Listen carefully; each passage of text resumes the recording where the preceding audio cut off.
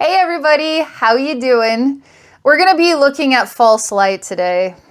Man, I've gotten some very interesting comments and requests, I think so worth diving into, that I'm curious to see what videos are going to be popping up over the next weeks, because I would really like to take your recommendations and see what we can discover together. So false light, you know who you are. You made this comment and I'm going to just read it here. Hey Abby, I've been curious as of late about false light stuff. Has been popular around circles of the spiritual growth community of late. Cool. Can you please do a journey into the false light expression, experience, experiment that may be occurring during Human Ascension? You mentioned in a video a while back how humanity has been tampered with so we cannot access our full potential. Is this related to false light? Okay.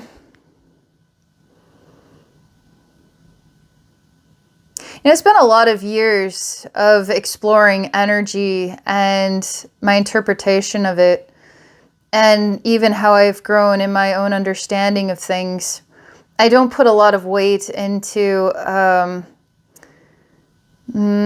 feeling vulnerable to the idea of really anything false light, demonic, concepts of a human race being tampered with. I don't even resonate with it at all. It's almost like the longer that you explore energy and translate energy and find, in a sense, a state of personal empowerment with it, there's nothing ever to fear about anything that we know, we think we know, or that we don't know anything at all. It's perfectly peaceful to just exist as you are.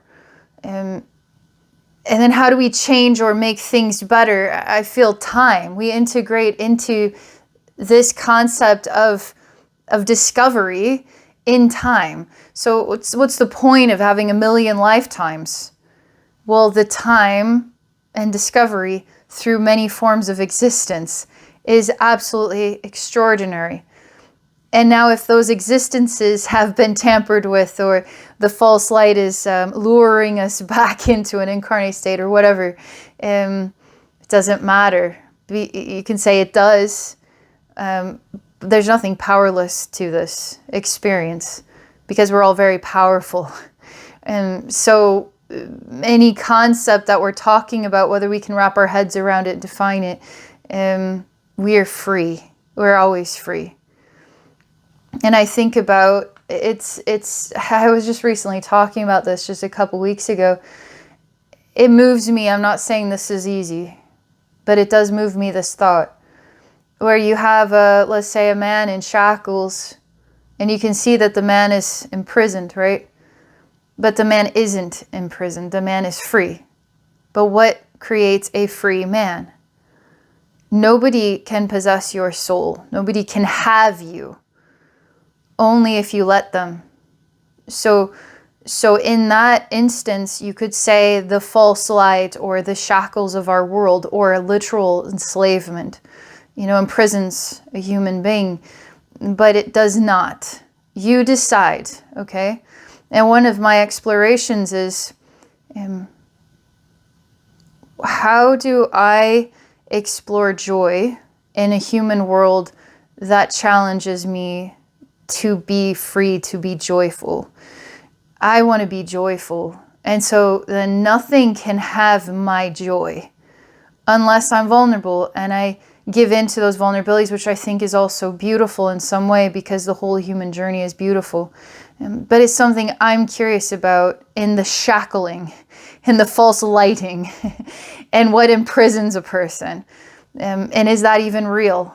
Or is it part of our experience, to relate to that being real, which then makes it special. You know what I mean? So I'm gonna chill here.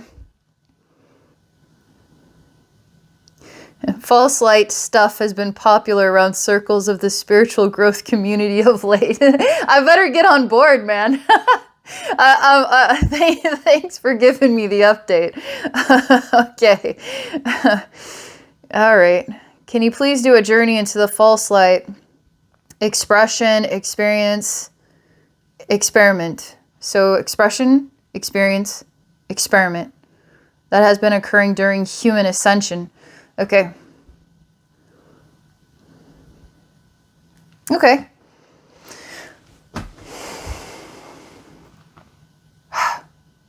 Right now, I'm just gonna relax. So there was another comment asking for advice on how to kind of let go of everything that is your relationship with being human. So when I associate with your request here about the false light, first I have to be human to digest it. So I have to reflect on it, and I have to build a relationship with it. So I have to become one with your question. So I'm bringing it into my heart and my soul. All right, so I digest it that way. So I'm not digesting this in my mind. My mind has nothing to do with it. So now that I've digested it, which it just depends on how I feel about it, but I can quickly just do that. And now it's part of me. And now I let go of everything that is human. Okay, so then now that I've let go of everything that is human, which I just did that.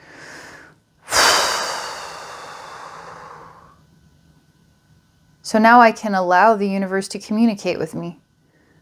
Not by needing it to, but just allowing it to, because I'm part of what the universe is. So I'm a part of the universe. But as a human being, I mean, maybe I need a million viewpoints to truly understanding the concept of false light, but I can only give you one today.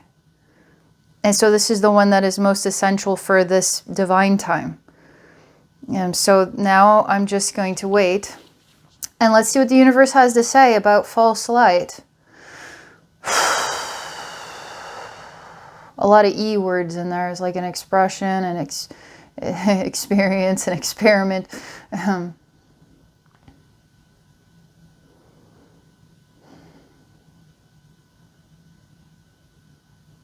Oh, it's really simple.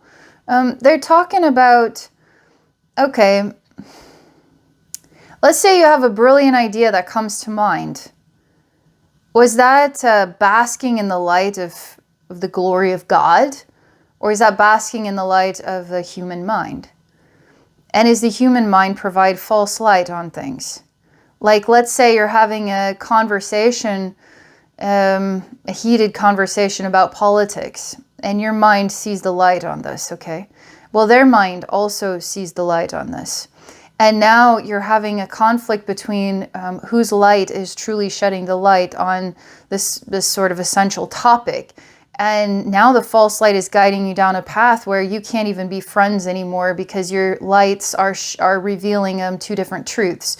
So the light of the mind is illuminating, but how is it guiding you? Now, if we're talking about false light, is it so wrong to be human and to really see things in the way that your mind reveals it to you? Well, we grow out of our false light mind. You could say, at one time it made a whole lot of sense, but then I matured. And then I saw the light.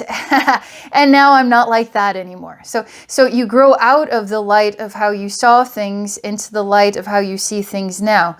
But what was the true authentic light that helped you grow into a new light was time, was growth, was maturity. And because you thought your way there, or because you experienced your way there to the light, right? So now if we want to talk about the human world in day-to-day life, now let's just talk about human ascension. It's kind of the same thing, right? How many years of going around and around and around exploring the light of our own mind helps us then to not need to do that anymore on some subconscious level. So next generation and the bloodlines of everybody on our planet are somehow keying in to some invisible influence. Maybe it's the stars, right? Maybe it's something of a cosmic universe always in motion, and how we're impacted by things we can't even understand. And we're evolving without really knowing how. Sometimes I hear myself say, like, I look at human history and the things that we used to be able to do, and we don't even know how we did it. Like, how did we make these amazing things 10,000 years ago, if we're even allowed to say that the human race is 10,000 years old? I'm kind of confused as to why that's such a vulnerability, that we can't be an ancient human race. Like, we couldn't be 1,000,000 years old. Like, why not? I find that strange. But that's the false light, you could say. Or maybe I'm just living off of a delusion, a fantasy. And I need to correct my light on things. Get with the program here, right? So, of course, the human race isn't 1,000,000 years old. Of course, it's only 10,000 years old, and we're an advanced society. Like, we're more advanced than we've ever been. Or we just use different intelligence these days. Like, we don't know how to create a pyramid anymore. So are we advanced? If we can't figure out how to do that, and one time we did that, and maybe we didn't do that, maybe aliens did that. I mean, I don't know. But you can see how the mind gets involved. When the mind is involved, now we're going around in a circle. We're going around in circles, and we challenge our collective belief, because on some level, when we have a shared common ground with one another, like we all believe kind of the same thing, you treat others like you would want to be treated. For instance, if we could adopt that, the human race could grow into something interesting. But we adopt it, but we don't live by it. So what is false light when I'm talking about all of these things? This is all the mind. And the mind is an interesting place because it goes around and around in circles. And then we use the mind in order to have conversations like this. But then we silence the mind. Now we can go deeper. So here I'm going to silence this part of the conversation in order to get to the next step of the conversation, which we're talking about human ascension. But we're talking about false light. And I feel like maybe you're alluding to, people will talk about life after death and like this false light that's guiding them back into an incarnate state, and you can't exit the matrix kind of thing. So the soul isn't a mind, but the soul can still be very close to a human experience, and it can stay close to a human experience, and then it can linger here. I've seen that before. You don't have to linger here. You can let everything go if you want to. You don't have to. So you're always free, okay? But it just depends on how the soul wants to stay attached to the human experience. And that's perfectly fine. You might not like the sound of it or the idea of it, but it actually vibrationally, perfectly fine. It's part of your soul learning to do such things. But you can grow out of it, and then you can grow back into it, and it just is the way it is. So, okay. Now, what is the next thing we want to talk about here on this conversation about false light? Well, how do you at every single turn avoid the false light of your own mind? Let's just put it that way. And they show me a human being that is afraid to be human. It's almost like I'm above being human. I'm above my false light mind. So they're showing me this as an example and then as a question. And I, Abbey, could answer it in my own way, but I want to pause for a minute and get you guys thinking. Are you above being human? Are you afraid of your false light mind? Are you afraid of being wrong? And are you afraid of being wrong? Because wouldn't a false light mind be a wrong kind of mind? Can right ever come from false light? Can good things come from false light? Can ascension come from false light?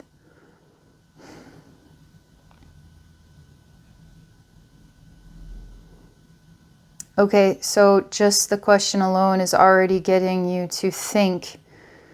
And the goal actually is to not think.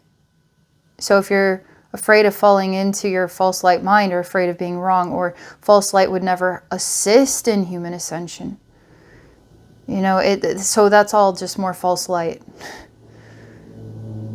It's kind of like just being human. All you can do is be yourself as best as you can understand it, and then grow as you grow. That's all you can ever be. And you can't really avoid your shortcomings, because in life you take a spill and then you're like, but I got back up on my feet again, and I learned a lot from that. I became a better person from that. So was it your false light mind that took you down a wrong turn for all the wrong reasons, or did it all work out perfectly? Couldn't you say that something of the cosmic consciousness of all things is mightier than the false light mind of a human? That it could override whatever we do. But would it want to override it? Or would it just innately be overriding it because it itself is growing as we grow? It just all happens perfectly, without anybody being right or wrong. It just happens. What's the next thing on false light? They want to identify what they want. Okay, what is false light? Is false light just a human thing?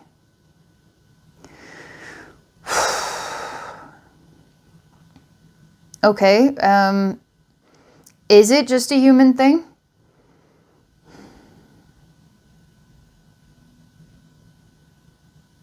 Yourself. Okay. So basically they show me a scene.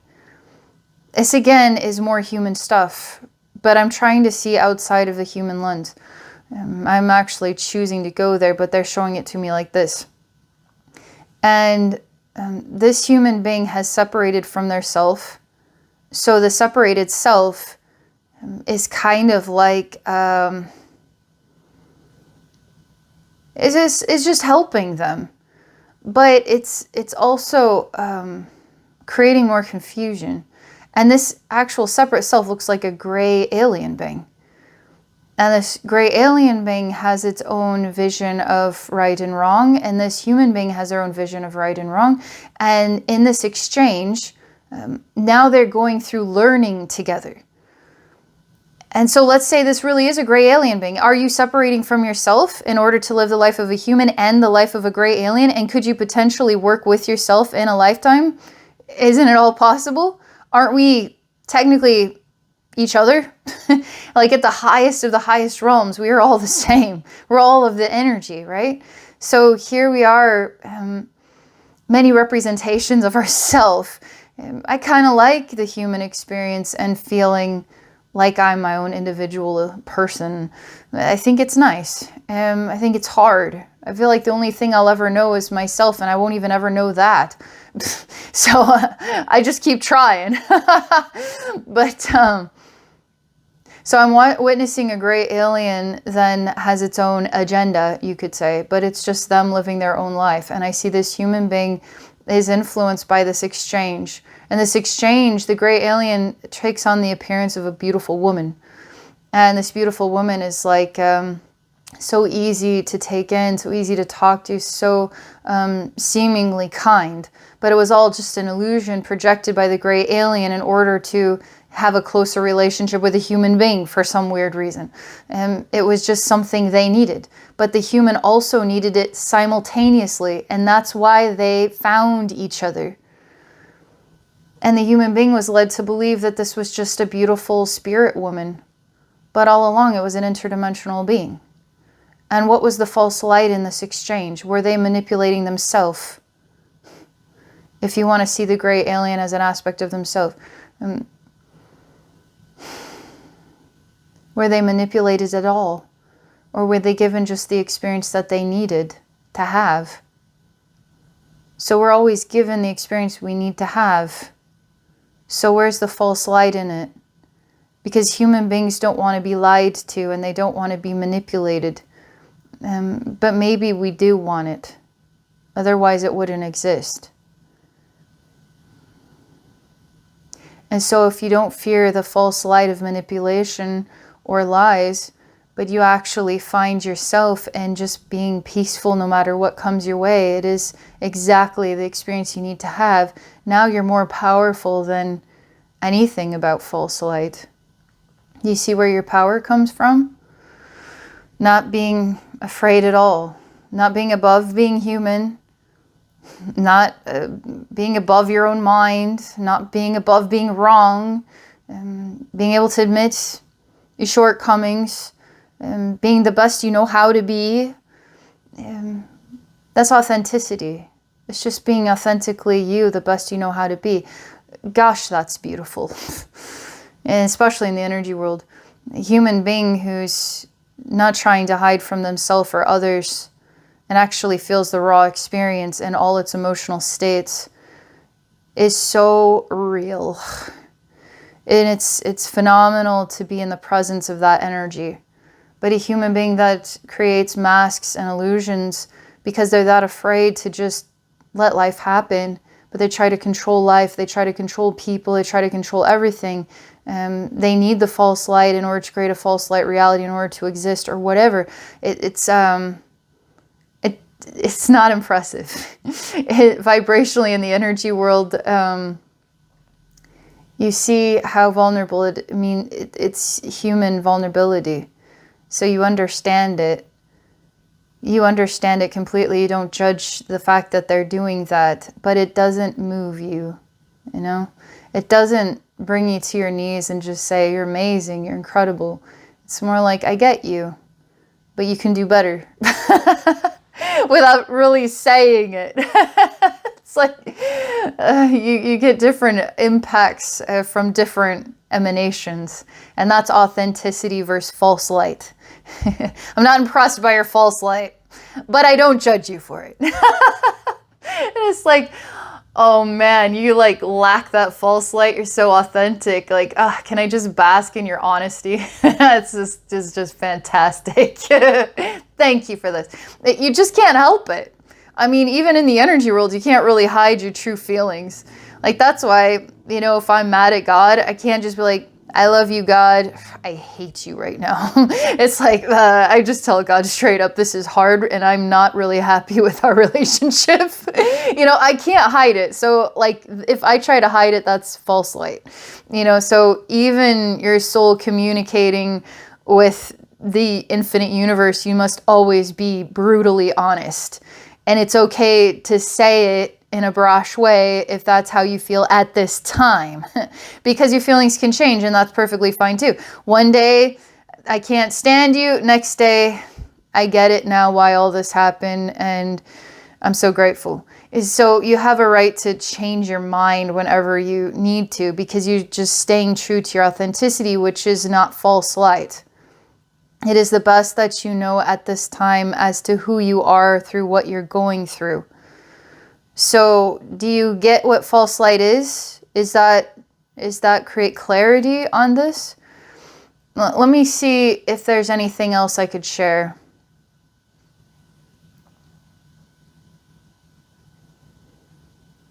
They basically say, don't be afraid to live your life. Just don't be afraid of whatever circumstance comes your way. Don't let it manipulate you. They show me a serious talk. Let's say you have one too many moments of bad news and it makes you want to end your life. Is that false light? Or is this the authentic truth that this is way too hard and I don't know what to do and I don't know how to move forward and I'm scared? So the act to end your life because you don't want to deal with life anymore is an action of false light. Because the authentic truth is you're just scared and tired and beat down, and this makes it so you don't want to live. Doesn't mean that it's time to end it. That's another example. When life is hard, it's okay to be vulnerable. That's authenticity. That's the authentic you. That is not weakness. That is strength. And to remember that. I just got a phone call at that moment, so I think the point I came across: don't let yourself be convinced by hard times to make extreme decisions of life or death. Just let yourself be authentically vulnerable. And it's okay. It's okay to not know how to cope sometimes. I've been there too. But again, I always use the rule of thumb is the truth. I just don't know what the emotion is right now to be able to relate to what I'm having to face. And this overwhelms me because I don't know who or how to be in order to get through this. And is it really fear, or is it powerlessness? Or is it fear of powerlessness? Or is it, so that's authenticity. I am authentically in the most horrifying reality. And this reality makes me feel ... It makes me feel angry. It makes me feel sad. It makes me feel defeated. It makes me feel many things. But you just authentically express the truth of it. It doesn't mean anything more than that, other than this is what my place is right now with my reality. There's no false light about that. But if you let yourself be manipulated by manipulative experiences, which the human race, like when times get tough, who do you want to be? Who are you going to become? Are you going to become a coward and take the easy way out? Maybe you're going to throw someone else under the bus so that you can get off scot-free. What kind of person are you going to be? So, false light versus authenticity. I've said enough at this point. Thank you all for listening. Okay, it seems like I'm supposed to say something else. They really want to reiterate. Okay, I'm sorry. You have to hear this one more time. Basically, when life gets hard, who are you going to be? Your authentic self is who you're going to be. And that is human ascension. When you're brave enough to be your authentic self, even if it feels the most defeating, the most powerless, the most weakest, it is actually the strongest. You're not outsmarting anything other than being true to your present moment. And that builds character, builds strength, and you'll get through anything with that. That's what they say. That's all they're going to say on this. Yeah, nothing else is echoing to me right now. It's a lens we need to look through. Thank you for asking about this false light. Thank you all so much. If I can support you in a session, I offer psychic wisdom and energy healing. I'm not here to give you a logical answer. I'm here to help mold and shape your reality through wisdom. And then energetic shifting from disharmony to harmony, helping you face insecurities, fears, whatever, to help you find a powerful place to stand in wherever you're at in life. That's what I do. So if you'd like to book a session, you can book a session at my website at abbeynormalswisdomquest.com. I'm also on Patreon at patreon.com/abbeynormalswisdomquest. Have a great day, everybody.